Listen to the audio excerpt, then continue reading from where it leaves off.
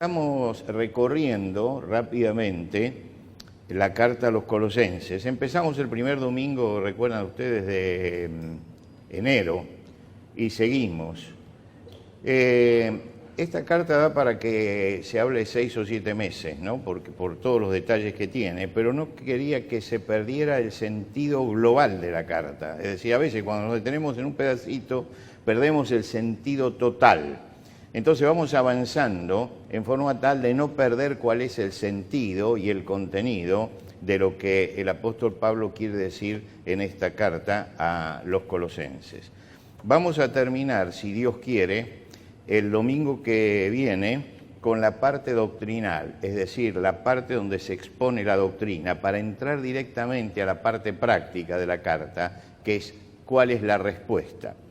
Lógicamente que siempre cuando se escribe una de estas cartas, en la parte doctrinal también entra parte práctica, pero el énfasis que tenemos hasta ahora es subrayar ciertos principios de la fe cristiana y después hacer un énfasis en la vida espiritual. Así que vamos al capítulo 2, el versículo 8, capítulo 2 de la carta a los Colosenses, el versículo 8, y también el versículo 8 hasta el versículo 17. Segunda Colosenses 2:8 dice: mirad que nadie os engañe por medio de filosofías y huecas sutilezas, según las tradiciones de los hombres, conforme a los rudimentos del mundo y no según Cristo. Porque en él habita corporalmente toda la plenitud de la deidad, y vosotros estáis completos en él, que es la cabeza de todo principado y potestad. En él también fuisteis circuncidados con circuncisión no hecha a mano, al echar de vosotros el cuerpo pecaminoso carnal en la circuncisión de Cristo, sepultados con él en el bautismo, en el cual fuisteis también resucitados con él mediante la fe en el poder de Dios, que le levantó de los muertos, y a vosotros, estando muertos en pecado y en la incircuncisión de vuestra carne, os dio vida juntamente con él, perdonándoos todos los pecados, anulando el acta de los decretos que había contra vosotros, que nos era contraria, quitándola de en medio y clavándola en la cruz, y despojando a los principados y a las potestades, los exhibió públicamente, triunfando sobre ellos en la cruz. Por tanto, nadie os juzgue en comida o en bebida o en cuanto a día de fiesta, luna nueva o día de reposo, todo lo cual es sombra de lo que ha de venir, pero el cuerpo es de Cristo. Hasta aquí nada más en la lectura de la palabra de Dios. Como decíamos el domingo pasado, la iglesia en Colosas era una comunidad de hermanos fieles. El apóstol Pablo dice que mira en ellos el buen orden y la firmeza que tienen en la fe en Jesucristo, lo que quiere decir que estaban andando bien. Pero estaban en una ciudad y en una cultura y en medio de un pueblo que los bombardeaba con doctrinas extrañas. Y siempre el distinto, o el que se maneja diferente, es el foco de atención de la sociedad. Y por eso muchas veces los cristianos eran el foco de atención en esa sociedad. Y algunos, frente a estas agresiones constantes que sufrían, se sentían perturbados, otros comenzaban a dudar de ciertas cosas de la fe, y el apóstol Pablo recibió noticias de esto y por eso envía esta carta. Esta carta es un mensaje positivo, le está diciendo que estaban bien, pero que no se desvíen del camino, y les aclara algunos aspectos de la fe que hay cristianos que necesitan conocer. Notablemente hay cristianos que conocen muchísimas cosas, pero no conocen su propia fe. Y lo primero que tenemos que pensar es que debemos conocer nuestra propia fe. Cuando iniciamos el año pusimos 3 metas. La primera de las metas es conocer. Y esa meta es conocer porque la libertad cristiana solamente se puede vivir en plenitud cuando uno conoce realmente qué es lo que dice la fe y cuando lo conoce directamente de la palabra de Dios. Si uno está muy firme en su fe, ninguna cosa rara que circula por ahí, ninguna de estas fantasías que hay por allí nos va a afectar. Pero si uno no conoce su fe, entonces todas las cosas que pasan a nuestro alrededor y las cosas que nos dicen, llega un momento que nos hacen tambalear. Pablo les hace una serie de advertencias a ellos. Y la primera advertencia es esta: mirad que nadie os engañe por medio de filosofías y huecas sutilezas según las tradiciones de los hombres, conforme a los rudimentos del mundo y no según Cristo. Les advierte contra filosofías huecas. Ustedes saben que la filosofía occidental nace en Grecia y acá estamos en una región que estaba bajo la influencia de Grecia. La filosofía en sí misma y como disciplina es muy sana, porque la filosofía significa amor a la sabiduría. Y el amor a la sabiduría en la filosofía se busca a través de la razón. Es decir, el hombre razonando, buscando la verdad acerca de todas las cosas. Y llegaron a conclusiones muy interesantes. Los griegos llegaron a conclusiones muy interesantes. Fíjense que los griegos nos legaron a nosotros conceptos que manejamos todavía en el día de hoy. Los griegos fueron los primeros que elaboran el concepto de átomo, por ejemplo, ¿no? El átomo aparece ya en Grecia, porque ellos decían, si la materia se pulveriza, va a llegar un momento en que no se va a poder pulverizar más. Eso es un átomo. Llegaron a ese criterio. Nosotros seguimos hoy hablando de átomos y la teoría atómica es la gran novedad del siglo XX, pero allá ya los griegos habían hablado de eso. Y como eso, muchísimas cosas que los griegos nos legaron pensando y analizando la realidad. Ahora, ellos usaban el razonamiento y ellos sabían que el razonamiento humano puede ser contradicho, por lo tanto, se contradecían unos a otros para llegar a conclusiones más grandes. Cada ciudad griega tenía independencia en esto y sus filósofos discutían entre sí. Lo que pasa hoy con la filosofía. Hoy mismo la filosofía, cada 10 años aparece una novedad en filosofía, casi siempre aparece en Francia, inmediatamente empieza a afectar a todo el mundo, que el constructivismo, que el desconstructivismo, que todo esto. Estas son todas cosas que nacen ahí y bajan a la sociedad y lamentablemente la gente las toma como cosas terminales. Pero resulta que 10 años después aparece una contradicción de esto. Porque la filosofía es eso, es ir y desandar los caminos, porque el razonamiento está siempre en acción. Ahora, eso lo habían entendido los griegos, eso habían comprendido que no podían llegar a verdades terminales porque siempre se seguía pensando y todos hacían su aporte y el pensamiento iba avanzando. Pero en medio de estas ciudades griegas apareció un grupo de gente que acostumbraba a usar la filosofía para otra cosa. Las ciudades griegas tenían autonomía, es decir, cada ciudad se manejaba como si fuera una nación, diríamos hoy, ¿no? En forma autónoma. Y eso permitía que la gente, por ejemplo, cuando tenía algún conflicto, iba al ágora, a la plaza del pueblo, ¿no? Y discutía allí delante de los jueces y los jueces juzgaban públicamente. Y el que tenía alguna causa no iba a buscar un abogado, él iba personalmente y defendía su causa. Y el que estaba del otro lado del litigio defendía la de él. ¿Qué pasó? Que apareció un grupo de gente que se los llamaban sofistas. Los sofistas enseñaban cómo argumentar. Y entonces preparaban a la gente para que se defendiera, pero a ellos no les interesaba la verdad, lo que les interesaba era ganar el juicio. Entonces empezaron a tergiversar la verdad, y el gran éxito de ellos era, aunque fuera con una mentira, pero lograr que el juicio saliera a su favor. Y ellos envenenaron la filosofía. Los filósofos se levantaron contra esto, pero se metieron por todas partes. Y la gente creía entonces que la verdad no era algo absoluto que había que buscar, que la verdad uno podía manejarla como quería.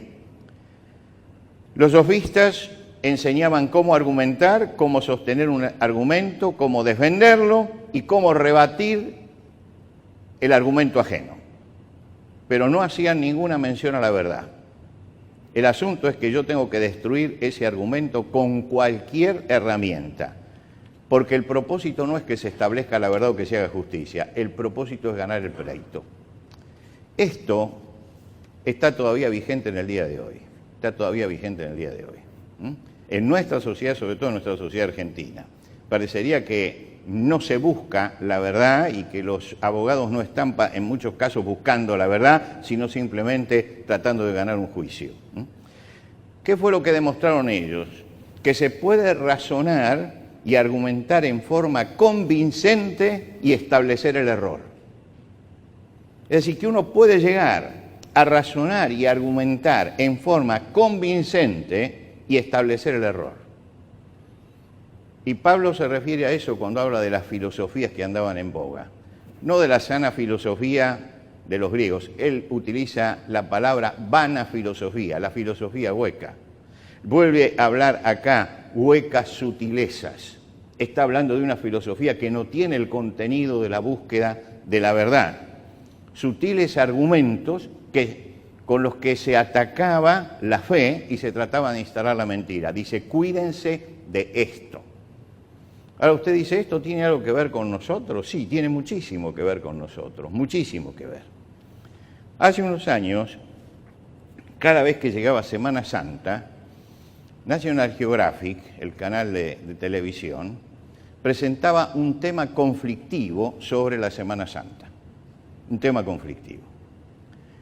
Era notable, por ejemplo, aparecieron un día con los evangelios apócrifos. Entonces ellos lo presentaban así. Hay una cantidad de evangelios apócrifos que los cristianos han ocultado durante siglos porque contradice la fe cristiana, etcétera, etcétera, etcétera. Lógicamente que la gente empezó a decir, entonces hemos sido engañados con respecto a esto. Los evangelios apócrifos los conocemos desde siempre. Y en el mismo momento que ellos hablaban de que estaba ocultando, en todos los kioscos de Buenos Aires, en todos los kioscos, se estaba vendiendo la biblioteca básica de Jorge Luis Borges. Y los dos primeros tomos fueron los evangelios apócrifos, lo que quiere decir que en cualquier kiosco uno podía comprar los evangelios apócrifos. Pero según ellos era algo misterioso que estaba oculto allí, y muchos lo creían, Estos evangelios apócrifos los menciona el Evangelio de Lucas. Dice que muchos trataron de ordenar las cosas que entre nosotros fueron ciertísimas, y que hubo muchos también que crearon leyendas con respecto a esto. Los cristianos del principio desecharon todo eso y buscaron la autoridad apostólica para que tengamos los 4 evangelios. Pero ellos lograron en alguna forma perturbar a la gente y ganar muchísimo dinero porque tenían una vastísima audiencia. Y en ese momento, claro, todos nos pusimos a empezar a explicar que esto no era así como ellos decían, pero al año siguiente vinieron con la tumba de Talpiot, y entonces hubo que explicar que la tumba de Talpiot tenía muchas Marías porque era un nombre común, pero no era la tumba de la Virgen María, porque María era un nombre común en Israel. Y al año siguiente vinieron con el Evangelio de Judas, y al año siguiente vinieron con el Código Da Vinci, y ya uno estaba, y yo dije, ustedes se acordarán que en uno de los años dije, esta es la última vez que hablo contra eso porque me están haciendo la agenda. Tiene que hablar de esto. Sobre todo la indignación me vino por el Código Da Vinci, donde los errores eran muy groseros y eran intencionales, que demuestran que realmente el escritor del libro era un hombre que sabía que estaba instalando el error. Él hacía algunas interpretaciones de obras de arte, porque en eso se basaba el libro, que cualquier estudiante de arte podía rebatirla, cualquiera. Pero además la esposa de él era especialista en arte. Quiere decir que él sabía muy bien, porque tenía en su casa quien le podía informar, que estaba él mintiendo. Pero esto le dio muchísimo dinero, porque el dinero es lo que está detrás de todo esto. Lo que quiere decir que muchas veces aparece todo esto y uno llega a un momento que dice basta. No puede ser que todos los años cuando llegue Pascua tenga que hablar de la tumba de Talpiot, del Evangelio, de esto, de lo otro. Terminemos aquí. Y seguramente ahora cuando se acerque Semana Santa no sería extraño que aparezca alguna de estas cosas también. ¿Cuál era el objetivo? Ganar audiencia y ganar dinero con el escándalo y perturbar la fe de los cristianos inmaduros que no conocen su fe. Los perturban. O desprestigiar la fe delante de la gente que es ignorante, porque con eso se manejan. Pablo les advierte: miren que nadie los engañe por medio de filosofías y huecas sutilezas, según los rudimentos de los hombres, según el ABC de una sociedad materialista. Los rudimentos es lo que nosotros diríamos el ABC, el comienzo, esas cosas elementales. Dice, es elemental la forma en que están pensando esta gente. Son los rudimentos de afuera, no tienen en cuenta el mundo espiritual, se mantienen en los límites estrechos de las cosas elementales del conocimiento. Y dice, y esta no es la enseñanza de Cristo. La palabra de Dios es enfática en esto. Y Pablo dice, en él habita corporalmente toda la plenitud de la deidad. ¿Por qué dice corporalmente? Porque las filosofías estas decían que, y decían los cristianos, que en un cuerpo de carne no puede habitar la santidad espiritual. El espíritu es otra cosa. Y acá dice, bueno, toda la plenitud de Dios fue manifestado en carne. Dios fue manifestado en carne. No necesitamos, dice, nada más porque vosotros estáis completos en Él. Y esto es una cosa fundamental en la fe cristiana, que estamos completos en Cristo. Que cuando yo llego a Cristo no necesito ninguna otra cosa, porque Jesucristo es el Señor Supremo, es Dios manifestado en carne, es el que gobierna sobre todo poder y todos estamos sujetos a Él. El salmista decía, Él solamente es mi roca y mi salvación, es mi refugio. Es decir, Él solamente. Y no necesitamos de ninguna otra cosa. No necesitamos de nadie que interceda por nosotros porque el Señor es nuestro intercesor. No necesitamos de nadie que se interponga entre Dios y nosotros, porque nosotros tratamos directamente con el Señor y directamente con Dios. Esto es una realidad que está siendo controvertida permanentemente, aún en iglesias que dicen que son evangélicas, donde no se ha entendido esta verdad fundamental, que cada cristiano puede tener una relación y debe tener una relación personal con Cristo, porque en Cristo está todo poder y se relaciona a Él con todos los hombres. Y nuestra vida tiene que estar afirmada en Cristo. Juntamente con esto, les advierte además acerca del neojudaísmo que había, de gente que llegaba y que mezclaban costumbres judías con costumbres que habían aprendido en el mundo pagano. Había un sincretismo religioso que también influenciaba dentro de la iglesia. Y así como venían algunos con la filosofía diciendo, no, pero no puede ser que en un cuerpo de carne habite Dios, porque Dios es espiritual y no puede habitar en un cuerpo de carne, y Pablo tiene que aclarar esto, venían otros y decían, no, está bien, Jesucristo es importante en la vida, pero además hay que poner alguna otra cosa. Y uno de los temas centrales era que querían que los cristianos se circuncidaran. De esto hemos hablado en alguna oportunidad. Ustedes saben que la circuncisión es un rito de iniciación en la fe judía. A los 8 días, en el judaísmo, el niño es circuncidado. De acuerdo a la ley, el judío ortodoxo lleva a su hijito a los 8 días para ser circuncidado. Y entonces cortan, desde los tiempos de Abraham hasta el presente, el oficiante en ese momento corta el prepucio y ese prepucio se saca y se tiraba en el desierto. ¿Qué era esto que hacían ellos? ¿Por qué lo hacían? Además de las medidas higiénicas que significa esto, ¿cuál era el contenido religioso que tenía la circuncisión? La circuncisión era una forma de comprometerme con Dios y de decir, estoy renunciando a la vida de pecado. Y por eso se cortaba y se tiraba al desierto. Hoy, cuando se circuncida, el ministro toma el prepucio y lo entierra. Esto forma parte de la muerte, es algo que ha desaparecido. Él tiene un compromiso con Dios para vivir su vida sujeto a Dios y entonces rechaza el pecado. Quiere decir que estamos frente a un rito simbólico, donde eso es una marca en la carne que la va a tener para siempre. ¿Por qué? Porque sus padres dijeron, sos judío, por lo tanto tenés que renunciar a todo eso.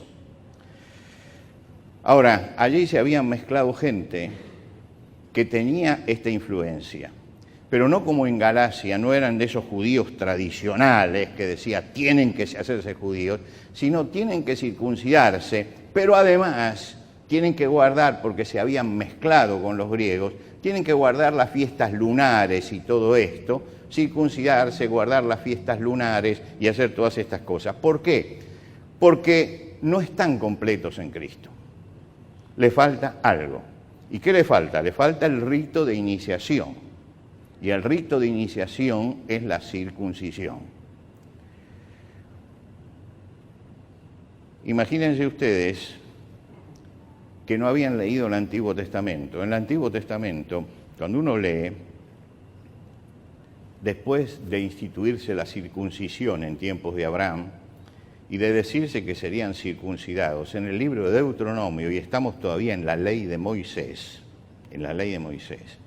dice, ¿qué pide el Señor de ti? Y entonces da una serie de instrucciones de vida de lo que el Señor pide, y dice en el libro de Deuteronomio, circuncidad pues el prepucio de vuestro corazón, circuncidad el prepucio de vuestro corazón y no endurezcáis más vuestra cerviz. Es decir, está diciendo, mira, esta es una ceremonia simbólica, pero ustedes tienen que realizarlo circuncidando el prepucio del corazón, porque el corazón se inclina hacia el mal, y eso es lo que hay que cortar. Entonces ya en la ley de Moisés le decían, sí, usted es judío porque ha sido circuncidado, pero tiene una misión que es circuncidar el prepucio de su corazón. Otro tanto, dice el profeta Jeremías, circuncidaos a Jehová y quitad el prepucio de vuestro corazón. Es decir, ellos hablan de la circuncisión como un acto simbólico donde se saca algo y se tira y se deja fuera. Ahora, querían que los cristianos hicieran esto. ¿Y qué es lo que dice el apóstol en ese momento? Ustedes fueron circuncidados por una circuncisión no hecha con mano en la carne. ¿Cuándo?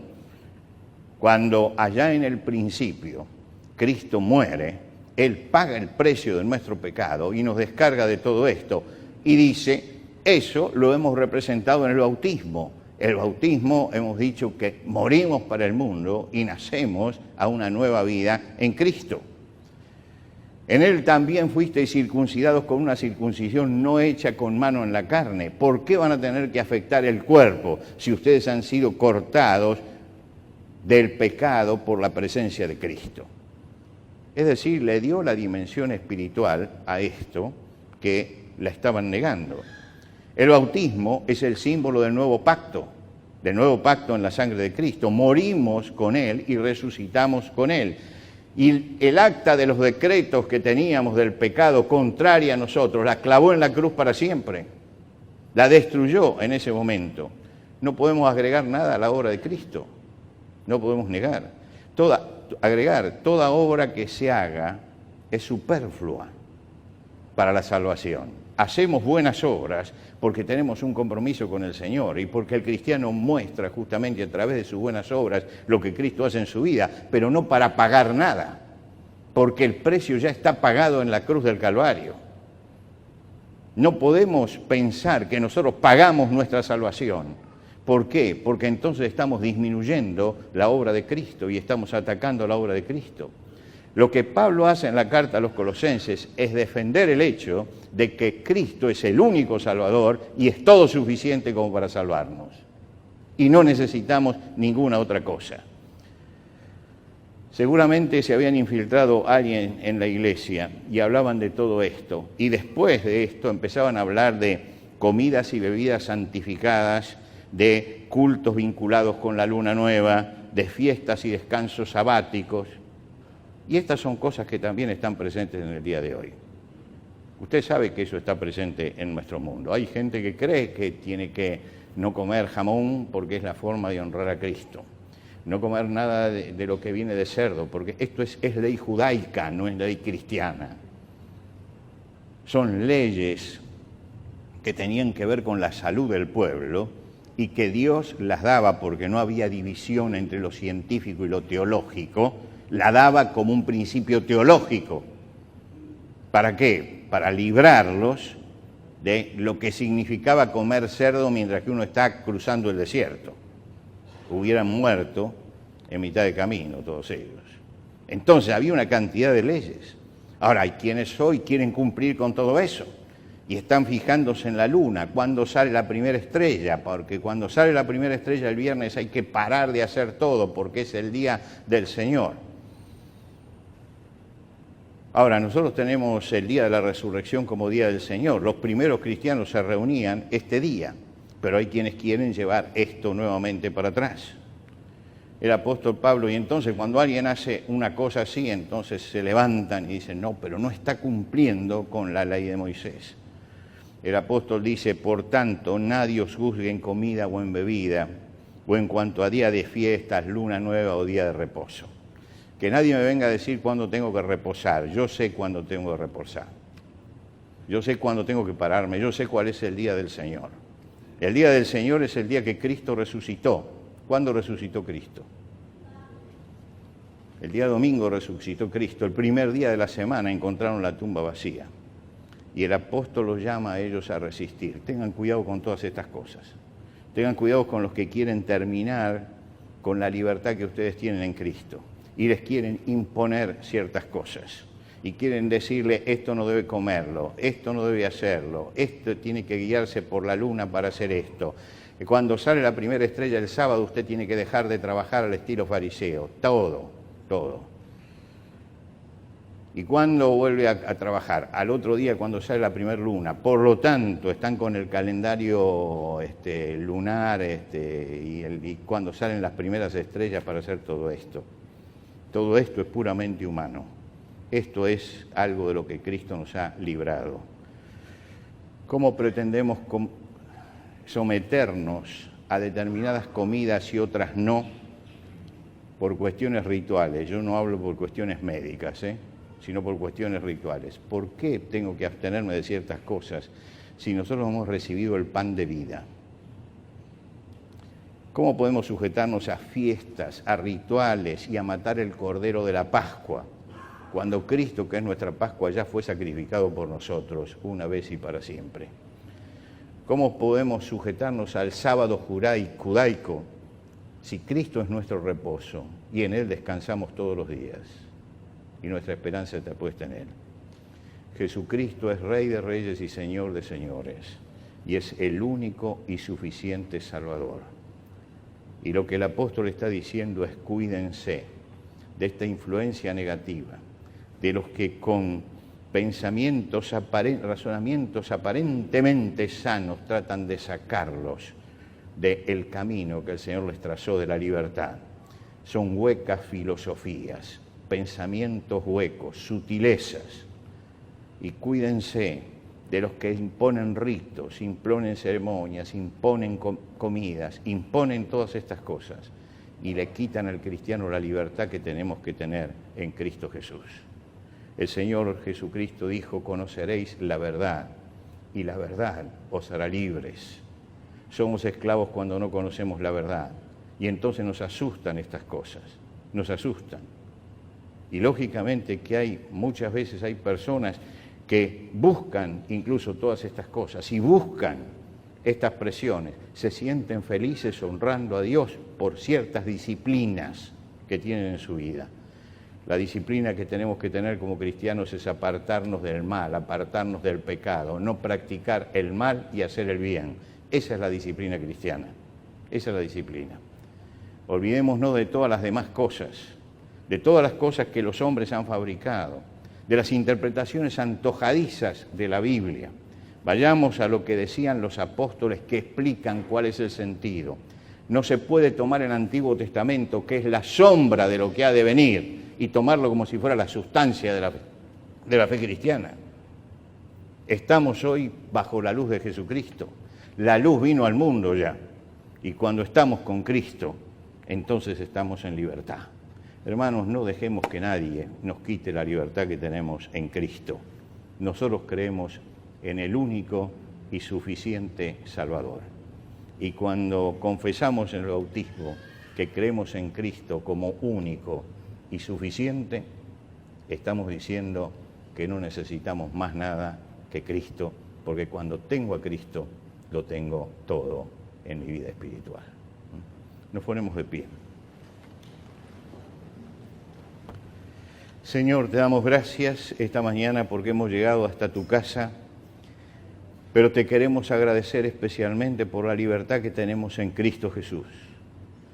Porque cuando llegamos a Cristo recibimos con Él todas las cosas y nos liberamos de tantos rituales, de tantas cargas, de tantas angustias, de tantas presiones. Y llegamos a la libertad que hay en Cristo. Y Señor, sabemos que hay muchas cosas que conspiran contra la libertad, que hay muchas cosas que tratan de quitar esta libertad. Pero Señor, te pedimos que cada uno de nosotros sepa no ser llevado por el error, no ser conmovido por estas doctrinas extrañas y que podamos afirmarnos en la toda suficiencia de Cristo y mirar al Señor y decir, es el único y suficiente Salvador y Él es mi Salvador. Te damos gracias, Padre, por la confianza que tenemos como para acercarnos a ti por la obra de Jesucristo. Te damos gracias porque en Él hemos recibido todas las cosas y porque en Él tenemos esta libertad. Y te pedimos, Señor, que cada uno de nosotros podamos vivir en plenitud la libertad en Cristo y podamos ser heraldos de la libertad para una sociedad que está esclavizada. Te pedimos esto en el nombre de Cristo Jesús. Amén.